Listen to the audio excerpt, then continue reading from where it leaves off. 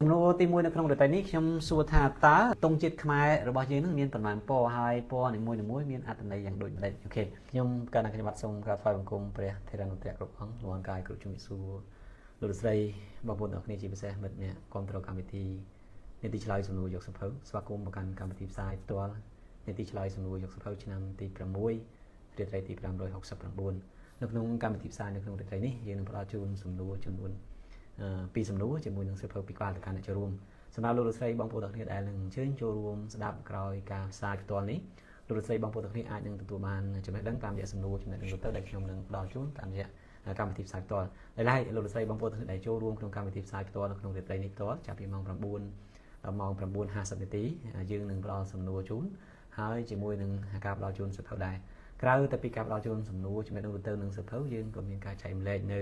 បទពិសោធន៍មួយចំនួនទាក់ទងជាមួយនឹងបទពិសោធន៍នៃការរស់នៅបទពិសោធន៍នៃការងារឬក៏ការចែកម្លែកនៃការលើកទឹកចិត្តមួយចំនួនដែរអញ្ញាតសូមដឹងបន្តិចមកលោកគ្រូផាតសំឡេងទទួលបានច្បាស់ទេពូហេងដូចជាឃើញស្នាម sticker មួយនេះបេះដូងតែខ្ញុំអត់ឃើញចំនួនអ្នកចូលរួមទស្សនាទេខ្ញុំអត់ដឹងថា Facebook បាន load notification ឬក៏យ៉ាងណាទេនៅក្នុងកម្មវិធីផ្សាយនៅក្នុងរាត្រីនេះយើងមានសិភៅរួចរាល់ដែលហើយសំណួរចំណេះដឹងទៅខ្ញុំក៏បានត្រៀមរួចរាល់ដែរដើម្បីផ្ដល់ជូនមិត្តអ្នកចូលរួមនៅក្នុងកម្មវិធីផ្សាយផ្ទាល់ហើយជាទូទៅមុនពេលមានអ្នកចូលរួមយើងក៏នឹងផ្ដល់នៅការចែករំលែកមួយចំនួនការរំលឹកនៅសំណួរដែលយើងបានដាក់ជូនកន្លងមកក៏ដូចជាចែករំលែកនៅប្រធានបទមួយចំនួនដែលយើងគិតថាវាមានអត្ថប្រយោជន៍សម្រាប់អ្នកចូលរួមមែនហើយនៅក្នុងកម្មវិធីនីតិឆ្លើយសំណួរយកសិភៅនេះមិនមែនផ្ដល់តែសិភៅទេយើងក៏ចែករំលែកនៅបទពិសោធន៍ចំណេះដឹងទូទៅមួយចំនួនដែរទៅកាន់អ្នកចូលរួមហើយជំរាបជូនសម្រាប់លោកលោកស្រីបងប្អូនដែលទើបអញ្ជើញចូលរួមថ្មីផងកម្មវិធីនីតិឆ្លើយសំណួរយកសភៅនេះយើងផ្សាយបាន6ឆ្នាំហើយក្នុងនោះយើងបានផ្ដល់សភៅទៅសហគមន៍ប្រហែលខ្ទង់ជាង2000ក្បាលជាមួយនឹងសំណួរចំណេះដឹងទៅប្រហែលខ្ទង់500សំណួរដែរហើយកន្លងមកនេះយើងបានចូលរួមផ្ដល់នៅសំណួរការចែករំលែកនៅចំណេះដឹងមួយចំនួនហើយមែនតើអ្នកចូលរួមនីតិឆ្លើយសំណួរយកសភៅនេះអ្នកខ្លះចូលតាំងតែពីពួកគាត់នៅថ្នាក់ទី12ថ្នាក់ទី11ហើយមកទល់បច្ចុប្បន្ននេះពួកគាត់បានចាប់ថ្នាក់បរិញ្ញាបត្ររួចហើយគោលបំណងនៃការធ្វើកម្មវិធីនីតិឆ្លើយសំណួរយកសភៅនេះគឺយើងធ្វើឡើងក្នុងគោលបំណងផ្សព្វផ្សាយការអានឬក៏ផ្សព្វផ្សាយអំណានទី1ទី2គឺយើងចង់ផ្សព្វផ្សាយទៅឲ្យយុវជនជាពិសេសចូលរួមក្នុងវិស័យអប់រំនឹងធ្វើយ៉ាងណាឲ្យយុវជននិងកុមារបន្តការសិក្សាជាមួយនឹងបេសកកម្មរបស់ខ្ញុំដែលខ្ញុំធ្វើកន្លងមករួមទាំងសភៅដែលជាស្នាដៃរបស់ខ្ញុំផងហ្នឹងគឺលើកទឹកចិត្តឲ្យកុមារទៅសាលាយុវជនបន្តការសិក្សានេះជាអ្វីដែលយើងបានធ្វើកន្លងមកនៅក្នុងកម្មវិធីផ្សាយនៅរាត្រីនេះខ្ញុំសូមអនុញ្ញាតរងចាំអ្នកចូលរួមបន្តិចសិននៅពេលដែលចំនួនអ្នកចូលរួមបា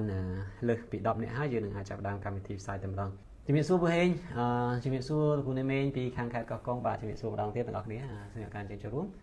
ចន្ទ្រាជំរាបសួរលោកគ្រូបាទចន្ទ្រាដូចជាអ្នកតកៅមែនទេសំឡេងនិងរូបភាពទទួលបានច្បាស់ទេចន្ទ្រានារីឈៀងជំរាបសួរគ្រូបាទឈៀងនារីដូចជាអ្នកចូលរួមថ្មីមែនទេ account ដូចជាឈ្មោះថ្មីខ្ញុំចូលរួមតាំងពីកម្ពស់ 1.65 រហូតដល់កម្ពស់ 1.60 cm អញ្ចឹងប្រហែលជាចូលរួមយូរទៅធ្លាក់កម្ពស់មិនដឹងថាមូលហេតុអីលោកគ្រូអាចសូមជួយបកស្រាយបន្តិចមកមូលហេតុអីបានជាធ្លាក់កម្ពស់រហូតដល់ 5 cm តាមរយៈកម្មវិធីគ្រាន់តែចូលរួមក្នុងនីតិឆ្លើយសំណួរយកទៅ15នាក់ហើយលោកគ្រូបាទអរគុណច្រើន15នាក់ចំនួនច្រើនណាចូលរួមនៅក្នុងរាត្រីនេះហើយដូចបានជំរាបជូននៅក្នុងកម្មវិធីយើងនឹងព្យាយាមរកសភៅល្អៗជូនហើយថ្ងៃស្អែកខ្ញុំនឹងតាក់ទងទៅអ្នកនិពន្ធម្នាក់ពីរនាក់ដើម្បីស្វែងរកសភៅថ្មីដាក់ចូលក្នុងកម្មវិធីហើយសភៅយើងគឺអាស្រ័យទៅលើចំនួនអ្នកចូលរួមដែរនៅពេលដែលមានអ្នកចូលរួមកាន់តែច្រើនយើងនឹងផ្ដល់ជូនសភៅកាន់តែច្រើនលោកអ្នកមួយចំនួនអាចមានចង្អល់ថាសភៅ2ក្បាលធ្វើមិនគ្រប់ទៅអ្នកចូលរួម50-60នាក់ឬក៏100នាក់នៅថ្ងៃដែលមានអ្នកចូលរួម100នាក់នៅក្នុងមួយរាត្រីប្រហែលជាសភៅក៏នឹងកើនដែរអាចលើសពីអាចឡើងពី2ក្បាលរហូតដល់3រហូតដល់4ឬរហូតដល់5ក្បាលសំខាន់ឲ្យតែមានអ្នកចូលរួមច្រើននេះគឺជាការតាំងចិត្តរបស់យើងអ្នកគ្រូសម្បត្តិជំរាបសួរអរគុណសម្រាប់ sticker មេដៃហើយខ្ញុំមិនតែមុន Telegram ឃើញមានមកខ្ញុំដែរហើយខ្ញុំដឹងថាជា spam ឬក៏ hacker ទៅក៏ខ្ញុំអត់បានចូលមើលមួយរយៈនេះខ្ញុំទទួលបានច្រើនណាស់ហើយដោយសារតែខ្ញុំធ្លាប់មានបទពិសោធន៍ឃើញមានអ្នកផ្ញើមកលើកមុនមួយខ្ញុំក៏បានចុច click តាមអានឹងជាបទពិសោធន៍មួយខុសដែរដល់ពេលទៅខ្ញុំក៏ចាប់អារម្មណ៍រាល់ message ដែល send មកដែលមាន forward ឬក៏មាន file ដែលមិនហាក់ដូចជាគួរសង្ស័យហ្នឹងគឺខ្ញុំមិនចុចបើកទេហ្នឹងហើយអូខេស៊ីថៃវិញលោកគ្រូជំរាបសួរលោកគ្រូអរគុណច្រើនស៊ីថៃវិញអរគុណសម្រាប់ sticker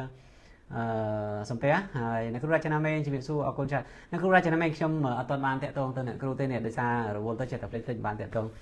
សូមសប្តាហ៍ក្រោយយើងផ្ញើរួមគ្នាទាំងអស់អ្នកគ្រូណាដោយសារចាំផ្ញើរួមគ្នាទាំងលោកគ្រូផាក៏ដូចគ្នាដែរទាំងអ្នកដែលត្រូវផ្ញើហ្នឹងសូម ផ្ដល់ទីតាំងមកយើងនឹងផ្ញើសប្តាហ៍ក្រោយថ្ងៃនេះថ្ងៃអីហើយថ្ងៃនេះថ្ងៃ Wednesday ថ្ងៃពុធហើយស្អែកពហុសិក្សាអញ្ចឹងចិត្តដល់ហើយសម្រាប់លោកលោកស្រីបងប្អូនគ្នាដែលអត់ទាន់ទទួលបានសៀវភៅអាចផ្ញើទីតាំងនឹងលេខអ្នកទទួលមកអ្នកដែលឈ្នះ2ក្បាល1ក្បាល3ក្បាល4ក្បាលឬក៏ដូចគ្រូនេះមេ6ក្បាលអ្នកគ្រូរចនាមេដូចខ្ទង់6ក្បាលដែរដូច្នេះអាចផ្ញើរួមគ្នាបានអូខេខ្ញុំសូមអនុញ្ញាតចែករំលែកបន្តិចសិនដោយសារខ្ញុំចង់ចែករំលែកទៅក្រុមផ្សេងមួយទៀតដែលគិតថាពួកគាត់អាចចូលរួមបានអូខេកម្មវិធីអប់រំដូចនេះខ្ញុំដឹងថាពុំសូវមានអ្នកចូលរួមច្រើនទេក៏ប៉ុន្តែយើងនៅតែបន្តធ្វើយូរមកហើយអូខេឃើញហើយមានអ្នកចូលរួមដល់7នាក់អូខេអ្នកចូលរួមច្រើននៅក្នុងរាត្រីនេះប្រហែលជាអាចផ្ដល់សៀវភៅលើសពី2ក្បាលហើយសៀវភៅនោះក៏ជាសៀវភៅល្អទៅទៀតមួយរយៈនេះយើងព្យាយាមបោះសៀវភៅល្អច្រើននៅក្នុងកម្មវិធីផ្សាយផ្ទាល់នឹងឯងសូមក្រុមជំនាញសួរអ្នកថ្មីផងអ្នកណាដែលទើបអញ្ជើញចូលរួមថ្មីសូមស្គាល់បន្តិចមកដើម្បីអ្នកចាស់បានស្វាគមន៍ផងហើយខ្ញុំតែងតែជំរាបជូនថានៅពេលដែលអ្នកថ្មីគឺយើងចាត់ទុកថាជាភ្ញៀវសម្រាប់រាត្រីដំបូងប៉ុន្តែចាប់ពីរាត្រីទី2ទៅគឺយើងចាត់ទុកថាជាម្ចាស់ផ្ទះហើយជាម្ចាស់នៃកម្មវិធីហើយកុំឲ្យមានអារម្មណ៍ថាជាភ្ញៀវរហូតឲ្យមានអារម្មណ៍ថាជាម្ចាស់ហើយកាលណាតែយើងមានអារម្មណ៍ថាជាម្ចាស់គឺយើង take care គេថា take care នឹងយកចិត្តទុកដាក់នឹងឯងអូខេចាលោកគ្រូអរគុណច្រើនជំរាបសួរសិលាបាទជំរាបសួរអ្នកគ្រូចាមេសុំផ្ដល់3ក្បាលលោកគ្រូអូមានអ្នកស្នើសុំឲ្យ3ក្បាលតែខ្ញុំអត់ដឹងចំនួនអ្នកចូលរួមប៉ុន្មានទេនេះប្រសិនបើមានអ្នកចូលរួម30នាក់យើងផ្ដល់ជូន3ក្បាលនៅក្នុងរាត្រីនេះបាទតាមពិតខ្ញុំត្រៀមសំណួរតែ2ទេតែប្រសិនបើមានអ្នកចូលរួមរហូតដល់30នាក់ខ្ញុំនឹងផ្ដល់ជូន3ក្បាលនៅក្នុងកម្មវិធីផ្សាយហ៊ានរក្សាបាទជំរាបសួរអញ្ចឹងម៉ោង9:13នាទីហើយខ្ញុំអាចចាប់ផ្ដើមកម្មវិធីបានជាបឋមខ្ញុំប្រកាសណាខ្ញុំបាទសូមក្រាបថ្វាយបង្គំព្រះថេរានុថេរៈគ្រប់អង្គលំអរកាយគ្រប់ជំរាបសួរលោកលោកស្រីបងប្អូនទាំងគ្នាជាពិសេសមិត្តអ្នកគ្រប់គ្រងកម្មវិធីនីតិឆ្លើយសំណួរយកសភៅស្វាគមន៍មកកាន់កម្មវិធីផ្សាយនីតិឆ្លើយសំណួរយកសភៅឆ្នាំទី6រាត្រីទី569ស្អែក570ហើយនៅក្នុងកម្មវិធីផ្សាយនៅក្នុងរាត្រីនេះយើងនឹងផ្ដល់ជូនសភៅ2ក្បាលហើយប្រសិនបើមានអ្នកចូលរួមច្រើនយើងនឹងផ្ដល់ជូនសភៅ3ក្បាលដែលឡែកសភៅកម្មវិធីនីតិឆ្លើយសំណួរយកសភៅនេះគឺយើងធ្វើឡើងក្នុងគោលបំណងបញ្ជ្រាបការអានចូលរួមបណ្ដុះធនធានមនុស្សជាពិសេសយើងលើកទឹកចិត្តឲ្យយុវកុមារទៅសាលាយុវជនបន្តការសិក្សាស្របតាមបេសកកម្មសភៅរបស់ខ្ញុំដែរហើយជា background ឬក៏ជាប្រវត្តិនៃកម្មវិធីនីតិឆ្លើយសំណួរយកសភៅយើងផ្សាយជូន6ឆ្នាំហើយចូលមកដល់ឆ្នាំនេះហើយក្នុងនោះយើងមកផ្ដល់ជូនសៀវភៅប្រហែលខ្ទង់ជាង2000ក្បាលដែរតាមរយៈកម្មវិធីនីតិឆ្លើយសំណួរយកសភៅផងឬក៏តាមរយៈគម្រោងដែលយើងធ្វើកន្លងមកក្នុងនោះតាមរយៈនីតិឆ្លើយសំណួរយកសភៅនេះយើងមកផ្ដល់សំណួរចំណេះដឹងទូទៅប្រហែលខ្ទង់400-500សំណួរដែរទៅកាន់អ្នកចូលរួមហើយលោកលោកស្រីបងប្អូនមួយចំនួនដែលធ្លាប់បានចូលរួមតាំងពីចាស់តាំងពីឆ្នាំទី1រាត្រីទី1ឬក៏តាំងពីឆ្នាំទី1រាត្រីទី2ហ្នឹងបានស្គាល់ហើយថាសំណួរណាខ្លះដែលយើងបានដាក់ជូនមិនហើយនៅក្នុងកម្មវិធីនេះមិនត្រឹមតែជាកម្មវិធីដែលផ្ដល់សំណួរចំណេះដឹងទូទៅនោះទេយើងក៏មានការផ្ដល់ជូននៅការសរសេរតាមអានពាក្យបណ្ដៅខ្មែរពាក្យស្លោកពាក្យន័យដូចឬក៏ពេលខ្លះយើងក៏រហូតដល់មានមេលេខសរសេរជញ្ជាក់ស្រអាស្រអេស្រៈពេញទូជាដើមនេះជាអ្វីដែលយើងលើកកន្លងមកមានរូបមន្តគណិតវិទ្យាជាដើមហើយតាក់ទងជាមួយនឹងសំណួរតាក់ទងជាមួយនឹងសុខភាពដែរនៅក្នុងកម្មវិធីផ្សាយផ្ទាល់នេះក្រៅតែពីសំណួរចំណេះដឹងទូទៅហ្នឹងយើងក៏មានចែកម្លែកនៅការលើកទឹកចិត្តមួយចំនួនតាក់ទងជាមួយនឹងការសិក្សានឹងឯងឬក៏ចែកម្លែកនៅប្រធានបទមួយចំនួនដែលតាក់ទងជាមួយនឹងជីវិតជាក់ស្ដែងនៅក្នុងសង្គមហ្នឹងវាចំណែកមួយនៃការលើកទឹកចិត្តដែរសម្រាប់លោកលោកស្រីបងប្អូនទាំងគ្នាដែលមានកូនមានក្មួយមានសិស្សដែលយើងគិតថាគាត់គួរតែចូលរួមកម្មវិធីប្រភេទអប់រំនេះអាចណែនាំឲ្យគាត់បានចូលរួមនៅក្នុងកម្មវិធីនេះឯងក្នុងកម្មវិធីយើងស្វាគមន៍ដោយសេរីអ្នកចូលរួមមិនប្រកាន់ពូជសាសន៍ឋានៈឋានៈទូនាទីភេទក្រហមប្រសពប្រសំទេណាក៏ចូលរួមបានដែរកម្រិតវប្បធម៌ក៏យើងមិនប្រកាន់ដែរបឋមអនុវិទ្យាល័យបរិញ្ញាក្រោយបរិញ្ញាឬក៏ PhD ឬក៏ Post PhD យើងស្វាគមន៍ដោយសេរីហើយការនិយាយដូចនេះមិនមែនមានថាខ្ញុំបកកាយខ្ញុំខ្លាំងអួតអាងបង្ខំឲ្យមានអ្នកបកកាយចូលរួមនោះទេខ្ញុំនៅទីនេះគឺអ្នកសម្របសម្រួលឈរនៅទីនេះជាអ្នកដែលលើកយកសំណួរចំណេះដឹងទូទៅយកមកទៅចែកវិញ្ញាណហើយសំណួរដែលខ្ញុំដាក់ជូនក៏មិនប្រកាសថាឯកសារដែលខ្ញុំផ្ដល់នេះត្រូវ 100% ដែរប្រសិនបើលោកអ្នកមានការខ្វែងគំនិតឬក៏ការយល់ខុសឬក៏មានឯកសារផ្សេងដែលនិយាយថាសំណួរនឹងខុសទេយើងនឹងជជែកគ្នានៅយុគបន្តដើម្បីស្វែងរកថាតើសំណួរនេះចម្លើយមួយណាជាចម្លើយត្រឹមត្រូវនេះជាអ្វីដែលយើងធ្វើកន្លងមកទី2តកតងជាមួយនឹងអក្ខរាវិរុទ្ធនឹងហើយកន្លងមកឃើញមានអ្នកខុសច្រើនហើយយើងក៏មានការសរសេរតាមអានដែរសរសេរតាមអានក្នុងនេះជួនកាលពាក្យខ្មែរមួយចំនួនហ្នឹងយើងធ្លាប់មានបទពិសោធន៍ដាក់5ពាក្យខុសទាំង5ពាក្យក៏មានដែរហើយខ្ញុំសប្បាយចិត្តនៅពេលដែលមានអ្នកខុសច្រើនមូលហេតុគឺខ្ញុំបានចូលរួមកែតម្រូវ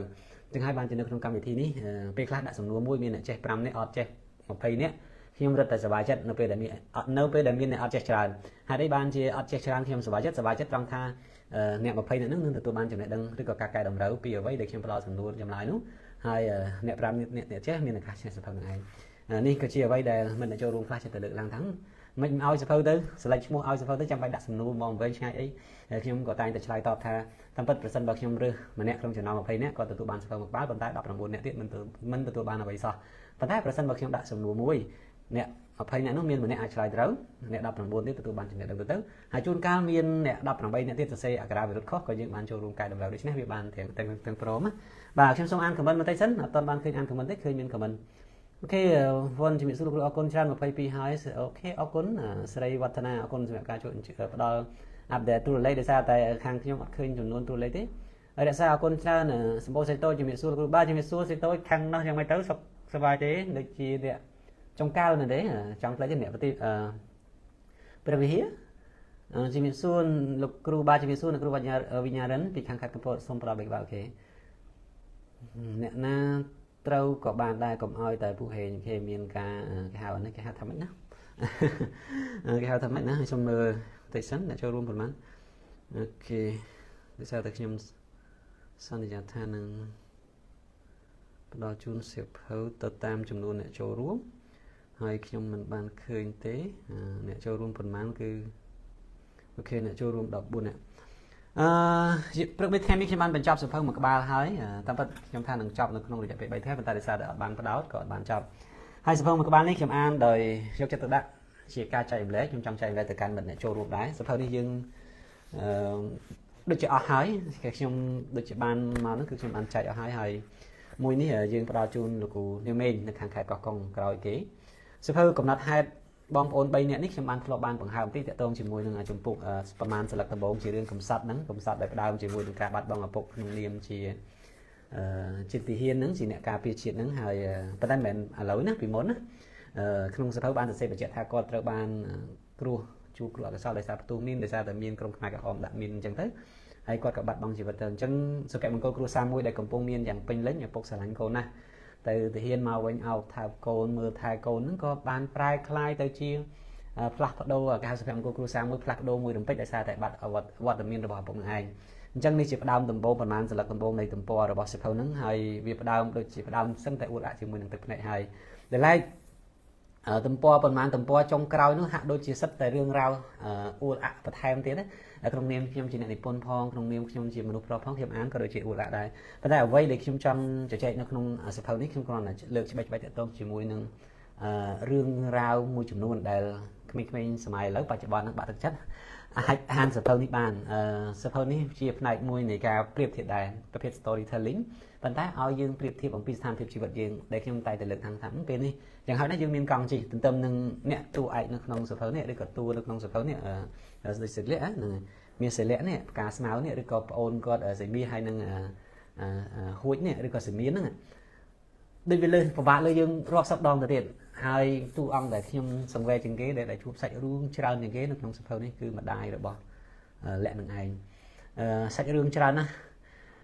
់ពេលខ្លះយើងចិត្តតែគិតថាជីវិតវាអញ្ចឹងណោះហើយពេលខ្លះគាត់ដូចវាធូរម៉ាច់ពេកសម្រាប់គាត់នៅក្នុងដំណើរជីវិតហ្នឹងវាច្រើនពេកសម្រាប់គាត់អញ្ចឹងវាគួរណាស់តែ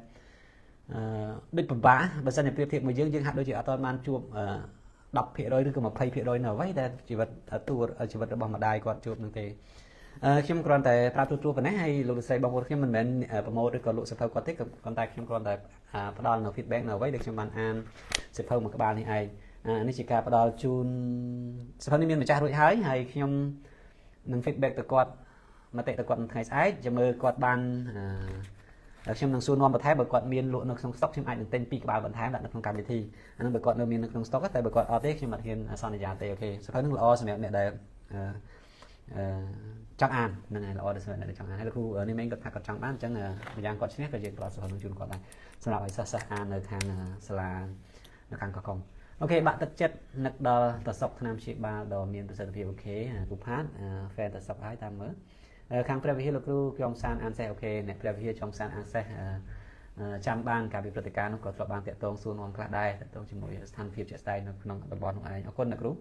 សម្រាប់ការជួយរួមអូខេខ្ញុំបានចែកម្លែករួចហើយពីអ្វីដែលយើងចែកម្លែកអញ្ចឹងខ្ញុំសូមអនុញ្ញាតលោកលោកស្រីបងប្អូនទាំងគ្នាបានសរសេរពាក្យត្រៀមមកដើម្បីខ្ញុំផ្ដល់សំណួរជូននៅក្នុងវគ្គនេះសំណួរទី1សំណួរទី1យើងនឹងផ្ដល់ជូនសភៅណាមួយកំណត់ហេតុបងប្អូនស្រីបិញនេះជាអ្វីដែលខ្ញុំសង្ខេបពីសភៅដឹងតែពិតខ្ញុំសង្ខេបបានច្រើនប៉ុន្តែ ប្រសិនបើមានពេលនៅថ្ងៃមុខខ្ញុំអាចនឹងជជែកបន្ថែមពីអ្វីដែលគាត់បានសរសេរកំណត់ហេតុបងប្អូនស្រី3នាក់នឹងហើយខ្ញុំមិន spoil ទេមិនបង្ហាញសាច់រឿងនៅក្នុងហ្នឹងទេប៉ុន្តែអ្វីដែលខ្ញុំចង់ប្រាប់គឺសាច់រឿងរបស់គាត់ម្ដាយគាត់ហ្នឹងគឺច្រើនណាស់ច្រើនយកតែមែនតើច្រើនយកតែមែនតើអញ្ញាលោកស្រីបងប្អូនទាំងគ្នាបានសរសេរពាក្យត្រៀមផងដើម្បីខ្ញុំបានដឹងថាលោកស្រីបងប្អូនទាំងខ្លះបានចូលរួមហើយមុនពេលដែលយើងផ្ដល់សំណួរសៀវភៅយើងមាន3ហើយយើងនឹងជ្រើសរើសយកតែ2ទេដើម្បីផ្ដល់ជូនមុនស្នេហ៍កំណាព្យ1ជីវិតនាងសាទ2ហើយនឹងបេសកកម្មជីវិតខ្ញុំនឹងអ្នក3អូខេអញ្ចឹងយើងមាន3ក្បាលនេះឯងខ្ញុំនឹងជ្រើសរើស2ក្នុងចំណោម3ហ្នឹងហើយប្រសិនបើមានអ្នកចូលរួមច្រើនលើសតែពី30នាក់ដល់ទៅត្រឹម30នាក់យើងនឹងផ្ដល់ជូន3តែម្ដងផ្ដល់ជូនឲ្យអស់ពី stock តែម្ដងអូខេខ្ញុំសូមអាន comment បន្តិចសិនក្រែងលោកខ្ញុំអាន comment អត់អស់ដោយសារតែ Facebook ពេលដែលខ្ញុំចាប់កម្មវិធីផ្សាយខ្ញុំចូល search នៅក្នុង comment ខ្លះខ្ញុំបានឃើញនៅក្នុងកម្មវិធី live comment ខ្លះខ្ញុំអត់បានឃើញទេមិនដឹងថាយ៉ាងដូចម្ដេចអញ្ចឹងពេលខ្លះលោកស្រីបងប្អូនដែល comment មកខ្ញុំអត់បានអានសូមអធិស្ឋានផងណារីជាងចាស់លើកចាស់ទៅចូលលើកទី1គឺអូខេអរគុណច្រើនសម្រាប់ការចូលរួមនៅបន្តចូលរួមបន្ថែមអូខេហើយដោយបានបញ្ជាក់ជូនថាយើងទៅមកទៅយើងនឹងព្យាយាមសុំឲ្យមានការបទូដៃសម្រាប់លោកស្រីបងប្អូនទាំងគ្នាដែលឈ្នះសភៅចាប់ពី6 7ក្បាលហើយពីកម្មវិធីអញ្ញាទុកឲ្យបងប្អូនទុកឲ្យអ្នកក្រោយអ្នកដែលអត់ទាន់បានឈ្នះសោះដើម្បីឲ្យគាត់មានឱកាសបញ្ចេញនៅសមត្ថភាពឬក៏ទទួលបានសភៅពីកម្មវិធីដែរខ្ញុំដឹងថាបេះដូងអ្នកដែលឈ្នះមុនហ្នឹងក៏នឹងចែករំលែកដូចនេះដែរមិនជាការហួងហែងឲ្យត្រូវតែបាននោះទេអញ្ចឹងណាដោយលោកគ្រូផាតអ្នកគ្រូរចនាមេងលោកគ្រូនេមេងឬក៏អ្នកផ្សេងទៀតបាទបណ្ដាយួនជំរាបសួរគ្រូអរគុណលោកគ្រូចាប់ដើមមានកម្លាំងចិត្តហើយអរគុណច្រើនកម្លាំងចិត្តមានហើយបើនិយាយកម្លាំងចិត្តនេះបើសិនតែឈប់នឹងឈប់យូរហើយមិនដល់6 7ឆ្នាំទេហ្នឹងហើយអរគុណអូខេពូដាជំរាបសួរលោកគ្រូបាទជំរាបសួរខាងព្រះវិហារច័ន្ទស្រីនុតបាទជំរាបសួរអរគុណច្រើនសម្រាប់ sticker អូខេគ្មានវាសនាបាក់ទឹកចិត្តអីទេបើរស់នៅដកចូលចេញអូខេគ្រូផាតទៅសេអញ្ចឹងណាបើតែពេលឆ្លើយគាត់ឆ្លើយបានមុនគេហ្នឹងហើយតាមគ្រូផាតឲ្យតន់ណាត្រៀមម្សិលមិញខ្ញុំធ្វើជាអ្នកសង្កេតការមានរឿងដែលគួរឲ្យចាប់អារម្មណ៍មួយដែលអាណាព្យាបាលប្រហែសពេកចំពោះកូនអូខេហុងលីត្រៀមធននស៊ីណុចជំរាបសួរសួស្ដីបងអាចមានពេលហូបកាហ្វេជជែកគ្នាទេថ្ងៃស្អែកត្រូវហ៎រៀបថ្ងៃស្អែកមែនទេថ្ងៃ13ថ្ងៃ12ថ្ងៃស្អែកចាំ Telegram រៀបឡើងមកក្នុងពេញចេះស្អែកអាចជួបបានដែលជំរាបសួរអរគុណច្រើនត្រៀមខ្ញុំប្រហែលមិនបាននៅចូលរួមដល់ចាប់ទេលោកគ្រូជាប់ទៅបេះផ្សិតចម្បាំងអូបេះពេលយប់ហ៎ថានុនបេះផ្សិតចម្បាំងពេលយប់ណាអូខេឃើញមានតែត្រៀមតែបានទេអ្នក3 4 5 6អ្នកទេចុះអ្នកផ្សេងទៀតខ្លាចខ្ញុំអត់បានឃើញ comment បាទអញ្ចឹងខ្ញុំបារម្ភដែរបារម្ភគឺ Facebook នឹងឯង Facebook វាអត់ឲ្យយើងឃើញទាំងអស់បាទខ្ញុំអត់យល់ Facebook ទេមួយរយៈនេះមិនដឹងថាយ៉ាងមិញយើងអត់យល់ពីគេនឹងអត់យល់ពីគេដល់ពេលចឹងអត់ដឹងថាម៉េចដែរឃើញគាត់ឡាច់យើងដល់ពេលយើងចុចទៅវាទៅអ្នកផ្សេងចំណាណីនោះវិញបាទហើយដល់ពេលយើង like ខ្លួនឯងយើងចូលមើលអត់ឃើញទៅទៀតហើយមានអីទៀតណោះមានអីទៀតដល់ពេលចឹងមិនណាជំរាបសួរលោកគ្រូតកៅអូខេអរគុណច្រើនអ្នកតកៅជំរាបសួរអ្នកតកៅនៅស្រុកណាមួយអត់ឃើញទេដូចជារអាក់រអួលអ៊ីនធឺណិតឬក៏យ៉ាងណាឬក៏ Facebook ខ្លួនឯងបាទលោកគ្រូនេះមិញយ៉ាងម៉េ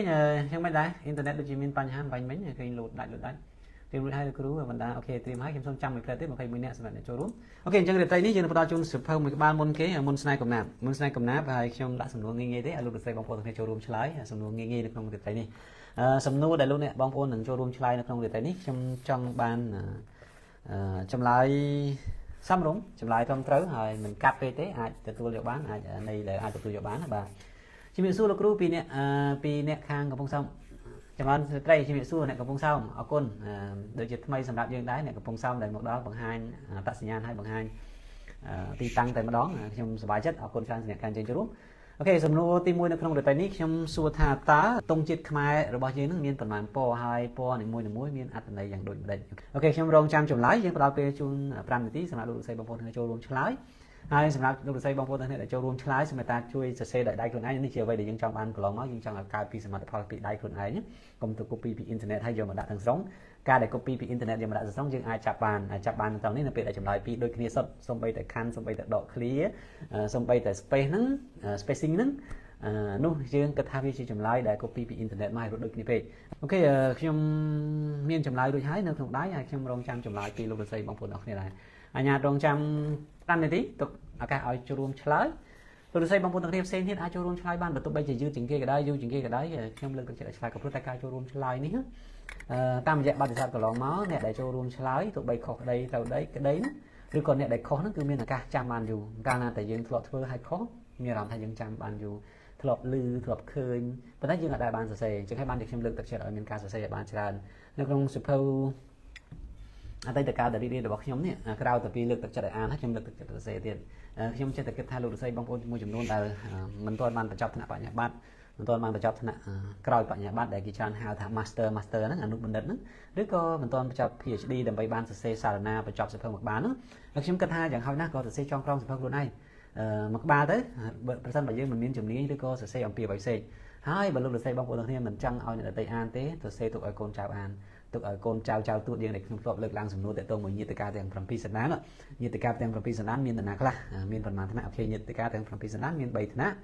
ថ្នាក់លើយើងនឹង3ថ្នាក់ក្រោមយើង3ហើយយើងនឹងគេរាប់ថាថ្នាក់កណ្ដាលថ្នាក់ទី3នឹងឯងអញ្ចឹងយ៉ាងហោចណាស់ទុកឲ្យញាតិកាក្រោមដើម្បីឲ្យគាត់បានអានអូពុកខ្ញុំចេះកូនគាត់អាចរាប់ពីជីតាពីអីគាត់មកទៀតនៅពេលដែលសរសេរហើយ automatically ជាភាសាអង់គ្លេសឬក៏ជាទូទៅនៅពេលដែលយើងចាប់ផ្ដើមសរសេរយើងប្រកាសជាត្រូវការអានខ្ញុំហ៊ានធានាតែម្ដងព្រោះនៅពេលដែលយើងសរសេរយើងនឹងមិនមានពាក្យសរសេរទេយើងត្រូវការអានហើយយើងនឹងត្រូវការអានសៀវភៅដែលគេសរសេរស្តៀងដែលយើងចង់សរសេរដែរជឿខ្ញុំអញ្ចឹងហើយជាមូលហេតុដែលខ្ញុំលើកទឹកចិត្តឲ្យសរសេរវាស្មើនឹងលើកទឹកចិត្តឲ្យអានដែរអូខេខ្ញុំរងចាំចម្លើយសល់ពេល1នាទីទៀតដើម្បីយើងពិនិត្យចម្លើយ1នាទីទៀតយើងនឹងមើលចម្លើយអ្នកចូលរួមហើយអ្នកចូលរួមលើគេគឺទទួលបានជាជំនាញនៅពេលដែលផ្ដល់ចម្លើយត្រឹមត្រូវជាសរសេរបានត្រឹមត្រូវទៀតណាបាទប្រសិនបើលោកអ្នកដែលចង់សរសេរសៀវភៅហើយអត់ទាន់មាន idea អត់ទាន់មានកំណត់ហើយចង់សរសេរហើយអាចចង់និយាយថាចង់ប៉ុន្តែអត់ទាន់បានពេលធ្វើហើយអត់ដឹងថាធ្វើពីណាទៅណាអាចសាកសួរយោបល់បានខ្លះពីខ្ញុំបើមានពេលគ្រប់គ្រាន់ខ្ញុំអាចនឹងចែករំលែកបានតិចតួចទេជាបទពិសោធន៍ទេតួចនៅក្នុងការសរសេរនឹងឯងអូខេអញ្ចឹងខ្ញុំសូមចូលរួមមើលពិនិត្យចម្លើយអ្នកចូលរួមបន្តិចសិនគាត់តែ Facebook អត់ load notification ឲ្យថាមានអ្នកចូលរួមប៉ុន្មានអ្នកខ្ញុំសូមអានចម្លើយអ្នកចូលរួមខាងក្រោមគេខាន់ខុនឡាសំទោសខុនអេឡាបាទខុនអេឡាគាត់សរសេរថាទង់ចិត្តខ្មែរយើងមាន3ពណ៌សូមទៅលោតទៅលើទៀតហើយមាននៅខាងក្រោមទៀតណាអូខេអញ្ចឹងណានាមាន3ពណ៌ក្រហមមានន័យថាក្លាហានសមានន័យថាសន្តិភាពខៀវមានន័យថាសាមគ្គីរាប់ថាត្រឹមត្រូវប៉ុន្តែមិនទាន់គ្រប់គ្រាន់ឬគ្រប់ជ្រុងជ្រោយទេបន្ទាប់មកវណ្ណដាយួនទង់ជាតិសំទោសយួនទង់ជាតិខ្មែរមាន3ពណ៌អូខេពណ៌សតំណាងល្អឲ្យល្អបរិសុទ្ធសន្តិភាពអូខេមិនទាន់ត្រឹមត្រូវ 100% ទេឃើញឲ្យកន្លែងនេះបងប្អូនភ្លេចជាងយកបាទពណ៌ខៀវតំណាងឲ្យភាពរុងរឿងហើយពណ៌ក្រហមតំណាងឲ្យភាពអង្អាចក្លាហានភាពហ៊ានពលីអូខេអរគុណច្រើនវណ្ណដាពូដែតទង់ជាតិខ្មែរយើងមាន3ពណ៌អូខេពណ៌កន្លែងនេះបងប្អូនសរសេរខុសអាចជួយកែបានហើយពណ៌នីមួយៗមានន័យដូចជាពណ៌ខៀវតំណាងឲ្យមានភាពសន្តិភាពភាពស្ងប់ស្ងាត់ពណ៌ក្រហមតំណាងឲ្យភាពលះបង់ដើម្បីជាតិភាពក្លាហាននិងពណ៌សអូខេអញ្ចឹងឃើញមានខុសអក្ខរាវិរុទ្ធបងប្អូនអាចចូលរួមកែតម្រូវបាននេះជាគោលបំណងមួយរបស់កម្មវិធីនាទីឆ្លើយសំណួរយកស្ពដែរគឺយើងមកចូលរួមទាំងអស់គ្នាអញ្ចឹងបាទបន្តមកណាគេនេះខុនឡាដែលខ្ញុំអានបាញ់មិញទង់ជាតិខ្មែរមាន3ពណ៌គឺពណ៌ខៀវពណ៌ក្រហមនិងពណ៌សត្រឹមត្រូវពណ៌ខៀវតំណាងឲ្យព្រះមហាក្សត្រពណ៌ក្រហមតំណាងឲ្យភាពអង្អាចក្លាហាននៃប្រជាជនហើយពណ៌សតំណាងឲ្យពុទ្ធសាសនានិងភាពបរិសុទ្ធអរគុណច្រើនខុនឡាថាមុនទង់ជាតិខ្មែរមាន3ពណ៌ពណ៌ខៀវតំណាងឲ្យព្រះមហាក្សត្រអូខេសូមបង្ហើបសំណួរទី2បន្តិចសំណួរទី2សរសេរតាមអានហើយសរសេរតាមអាននោះប្លែកលោកសរសេរបងប្អូននឹងទទួលអារម្មណ៍ថាប្លែកខ្ញុំសូមអានបន្តថានុនទង់ជាតិខ្មែរមាន3ពណ៌ពណ៌ខៀវតំណាងឲ្យព្រះមហាក្សត្រគ្រប់គ្រងប្រទេសនិងសន្តិភាពពណ៌ក្រហមតំណាងឲ្យជាតិសាសនាគេហៅជាតិសាសន៍ភាពក្លាហានហើយពណ៌សតំណាងឲ្យព្រះពុទ្ធសាសនាភាពបរិសុទ្ធនិងសុចរិតអរគុណច្រើនថានុនគូផាតបន្ទាប់មកលោកគូផាតការចំនួនខ្ញុំរៀនក្រហមតំណាងឲ្យឈាមបុព្វបុរសភាពក្លាហាន yes old story យើងអាចទទួលបានដូច្នេះមែនហើយពណ៌ក្រហមបុព្វបុរសគឺក៏ភាពមុំមុតភាពក្លាហាននឹងឯងពណ៌ខៀវតំណាងឲ្យធនធានឬក៏សម្បត្តិធម្មជាតិហើយសតំណាងឲ្យភាពរុងរឿងតែឥឡូវគេថែមខ្លះដូរខ្លះបាទ ok tung chít khai miền bay po khi po cái lại ní có khâu đá quỷ lý chẳng hay chỉ với để dương ai cho luôn cài đồng đầu kia nữa à po này mưa bị po nữa po so đồng nang là phim smart trắng po cái hôm đồng nang là phim bằng này khai hán hay po kia đồng nang ai sam kia phim ok bắt đầu máu đào đán miền bay po cái hôm đồng nang ai phim bằng ái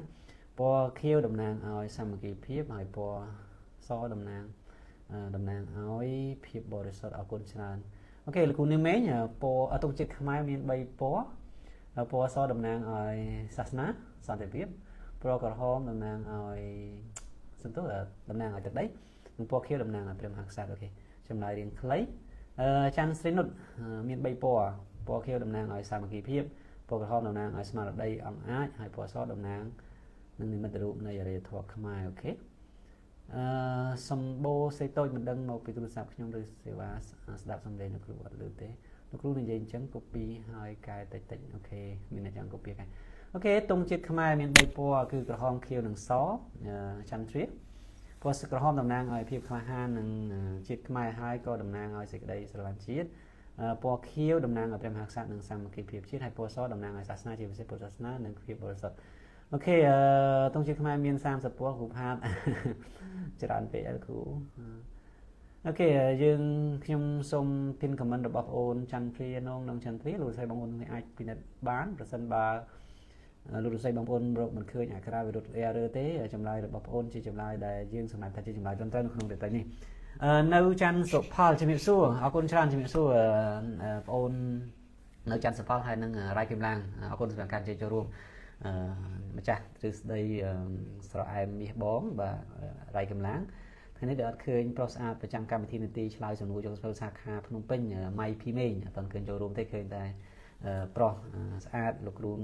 นิวสมทบลูกรูพาร์ทส่วนสุภาพปีคางแคดบาตบองไอ้หนึ่งเนี่ยครูรัชนาเมย์ชื่ออาคาไรทิงสตาร์ประจำการทีคางแคดบาตบองได้ประกอบมาลูกรูนเมย์เคยโจรวมได้ไปคางแคดกอกงโอเคพรสุพีตรงจิตขมายเนี่ยใบปัวปกเขียวดำนางเอาเป็นมาสัตปัวกระห้องดำนางเอาจิตหนึ่งไปจุดปัวซอดำนางเอาศาสนาเอาคนช้าพรสุพีบองพรสุพีนานามันดิฉันบานอ่านโดยท้ายเพราะฉะนั้นบางมันมีเอาไว้คอยกองที่เราใช้บางบนตรงนี้ไอเอาซาโตตัวกันโอนโดยชั้นที่นะชั้นที่บาสำหรับสนุนที่มวยเด็กโอนชายเท่าไฮสะพานมันไม่ไปชมจับบ้านดูเชียบัดนะบัดมนสไนมุนสนายกับน้ำเอาคนในกรุงราชนาเมงประตูใบชีมันโจรวมชายกับเนอแต่บรรทการโจรวมให้สำคัญคือบานออกซาโตตัวการในชิ้นเดียดบานโจรวมชายบรรทายบานโจรวมออกซาโตตัวการในชิ้นเดียดเอาคนชายบานจะโจรวมเสียเดียดตามมือนั่นไงยืนกับจ้องเอามีเนี่ยทำไมโจรวมในบานชายได้ชีวิตเนียงซาหรือก็เป็นกรรมชีวิตขยมหนึ่งเนี่ย which one มวยนั่นนะสำหรับสนุนทีปีอันนี้อันเป็นคำมันระบบโอนสันหายังมันต่อตัวสมุนติปีในโครงการทิพย์ไซด์เดี๋ยวนี้เป็นรายตัวมุนหนึ่งต่อสมุนติปีแล้วขยมส้มสกอร์มันแต่งมาดูใส่บางคนทั้งหลายเติมเชิญโจรวมเลือกตะโบในโครงการทิพย์ไซด์บ่าเลือกตะโบหรือก็โดยจะเลือกทีมมวยได้บ่าส้มสกอร์ติดมั้งอ๋อเคยมีแอดมาขยมจะมีจุนลูกเดี๋ยวแอดมาแต่ซาเฟซบุ๊กขยม via full แต่หายเฟรนด์จังหลุดใส่บอกอาจ follow บานอาจ accept บานจังอาจ follow บ้านหรือใส่อาจ follow ខ្ញុំមកហ្នឹងហើយជាស្រ័យផងមួយរយៈមុននេះខ្ញុំចេះតែចូលទៅដក friend ចាស់ចោលដែរប៉ុន្តែដូចក្រោយមកហាក់ដូចជាมันមានពេលវេលាឬក៏มันគួរសម្រាប់ដក friend ចោលខ្ញុំក៏រក្សាទុកដដែលហ្នឹងតែអញ្ចឹងទុកឱកាសឲ្យលោកលោកស្រីបងប្អូនទាំងនេះ follow ទៅបាទមួយទៀតយើងដោយសារតែយើងមានគោលបំណងផ្ដល់ជូនសិភៅច្រើនសម្រាប់ឆ្នាំនេះហើយដូចខ្ញុំបញ្ជាក់អំបញ្ញមិញយើងនឹងព្យាយាមរកសិភៅថ្មីៗដែលនៅក្នុងកម្មវិធីរយៈចុងក្រោយចាប់ពីនាទី555មកដល់569នេះគឺយើងផ្ដល់សិភៅល្អច្រើនជាសិភៅដែលរាប់ថាជាសិភៅពេញនិយមដែរជាសិភៅដែលមាននៅក្នុង stock ដូច្នេះខ្ញុំចង់ឲ្យមានអ្នកចូលរួមច្រើនហើយយើងនឹងផ្ដល់ជូនសិភៅច្រើនជាងនឹងដែរហើយជាមួយហេតុដែលខ្ញុំខ្លួនឯងហើយនឹងក្រុមការងារយើងនឹងធ្វើកម្មវិធីផ្សាយផ្ទាល់នៅ platform មួយទៀតយើងនឹងប្រើ YouTube វិញ YouTube channel ប៉ុន្តែយើងមិនដឹងថាដំណើរការបានយ៉ាងណាដូចទេហើយបច្ចុប្បន្ននេះខាង YouTube គេតម្រូវឲ្យយើងមាន50 subscriber ហើយឥឡូវយើងមានដូចជា42 subscriber ហើយអត់ទាន់គ្រប់50ទេយើងនឹងសល់8ទៀតដូច្នេះសម្រាប់លោកលោកស្រីបងប្អូនទាំងគ្នាដែលចង់ឬមានបំណងចូលរួមនៅ account YouTube ដែរអាចចូលទៅ subscribe នៅ account YouTube របស់ខ្ញុំបាន Rat Author and Education ចាំមើលខ្ញុំ pin link YouTube ជូនសម្រាប់លោកលោកស្រីបងប្អូនទាំងគ្នាដែលអត់ទាន់បានចូលទៅ subscribe អាចអញ្ជើញទៅ subscribe នៅទីនោះបាន มันแต่យើងធ្វើកម្មវិធីដូច្នេះយើងមិនមានអង្គការចាត់តាំងមិនមានបាត់ចិត្តពីអង្គការណាទេយើងមិនមានបាត់ចិត្តលុយអីសម្រាប់ទិញសភៅទេយើងព្យាយាមធ្វើដោយខ្លួនឯងហើយមានការចូលរួមពីមិត្តភ័ក្តិមួយចំនួនដែលគាត់ស្គាល់គ្នាហ្នឹងជាមួយខ្ញុំនឹងឯងហើយយើងចាប់ផ្ដើមពីសភៅមួយក្បាលរហូតដល់យើងបានដល់ជូនសភៅរាប់ពាន់ក្បាលនេះជាអ្វីដែលយើងបានធ្វើរាល់ថាជាការខិតខំប្រឹងប្រែងរបស់យើងដែរអូខេខ្ញុំសូម comment link YouTube លោកស្រីបងប្អូនទាំងនេះអាចចូលទៅ subscribe បានហើយយើងចិត្តតែគិតថាយើងអាចផ្ដល់សភៅជូន 2000 ក្បាលណា 3000 ក្បាលណាទន្ទឹមនឹងពីមុនយើងមានតែមួយក្បាលទេដែលខ្ញុំផ្ដល់ជូនហើយយើងចាប់ផ្ដើមពីអ្វីដែលខ្ញុំមាននេះជាអ្វីដែលខ្ញុំចង់ចែករំលែកនៅក្នុងកម្មវិធីនីតិឆ្លើយសំណួរយកសភៅដែរកាលណាតែយើងរងចាំឲ្យសភៅគ្រប់1000 10000 2000 ក្បាលដើម្បីចាប់ផ្ដើមកម្មវិធីខ្ញុំគិតថាកម្មវិធីនីតិឆ្លើយសំណួរយកសភៅមិនមកដល់នាទី500ជាងនេះទេ560នាទីឬក៏ចិត្តនឹង600នៅខាងមុខនេះទេដូច្នេះយើងឈរទៅលើគោលការណ៍ចាប់ផ្ដើមពីអ្វីដែលយើងមានមួយក្បាលពីរក្បាលនៅក្នុងស្តុកហ្នឹងដាក់ទៅរហូតមកទៅឥឡូវយើងភ្ញាក់ផ្អើលខ្លួនឯងដែរ2000ក្បាលជាងបើយើងគុណជាទឹកប្រាក់ទៅគួរសមដែរគិតតែមួយក្បាល$5ក៏ច្រើនដែរមួយក្បាល20000ណាហើយទន្ទឹមនឹងការមកម្ដងនេះខ្ញុំចង់ឲ្យយ៉ាងហោចណាស់10000ក្បាលនៅក្នុងឆ្នាំ2026ហើយប្រសិនបើអាច